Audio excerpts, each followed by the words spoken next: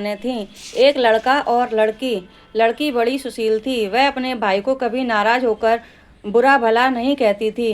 वह भाई अपनी बहन से मिलने उसकी ससुराल गया तो वह चरखा कात रही थी। तभी बहन का सूत का तार टूट गया। वह भाई के आने का पता नहीं लगा। वह तार बार बार जोड़ रही थी पर वह जुड़ा नहीं और पीछे मुड़कर देखा तो भाई खड़ा था। वह भाई से गले मिलकर अपने भाई के आदर सत्कार के लिए पड़ोसन से पूछने गई। उसने तेल का चौका लगाकर घी में चावल पकाए परंतु चौका सूखा नहीं और चावल पके नहीं। एक दूसरी सहेली से पूछने पर गोबर का चौका लगाकर दूध तथा पानी में चावल डालकर खीर बनाई और भाई को खिलाई। दूसरे दिन भाई के रास्ते के लिए वह चक्की में आटा पीसने लगी। आटे के साथ चक्की में सांप पिस गया और उसे पता नहीं चला। उसने उस आटे के लड्डू बना दिए और कपड़े में बांध दे दिए। जब वह चला गया तो उसे सांप के पिसने का पता चला। भाई की प्यारी बहन अपने बच्चों को पालने में ही सोता छोड़कर भाई की राह पर चल दी। बहुत दूर जाने पर उसे उसका भाई एक पेड़ की छाया में सोता हुआ मिला और पास में पोटली रखी देखी। भाई ने अब तक कुछ खाया नहीं था। उसने सारे लड्डू फेंक दिए और भाई के साथ पीहर चली गई। रास्ते में उसने भारी भारी शिलाएं उतरी देखी। एक राहगीर से जब उसने उन शिलाओं के बारे में पूछा तो उसने बताया कि जो बहन अपने भाई से कभी नाराज न होती हो, उसके भाई की शादी के समय ये उसकी छाती पर रखी जाएंगी। थोड़ी दूर जाने पर उसे नाग तथा नागिन मिले। नाग बोला, जिसकी छाती पर ये शिलाएं रखी जाएंगी उसे हम खा लेंगे।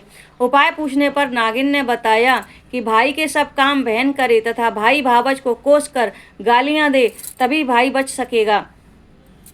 वहीं से वह भाई को कोसने लगी। गालियां देती देती पीहर पहुंच गई।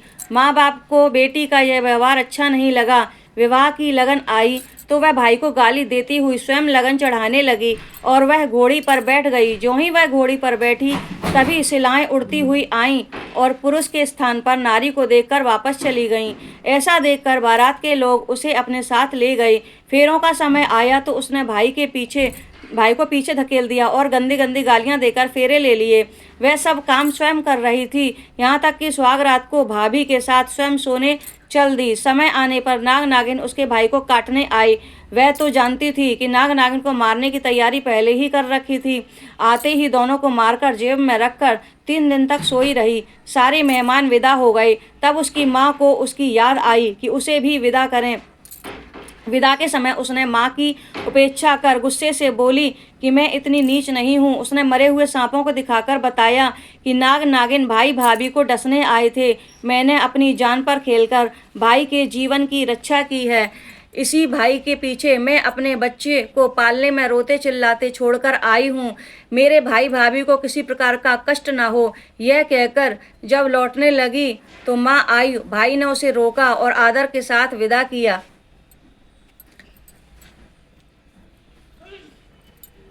बोलो धर्मराज जमुना मैया की जय।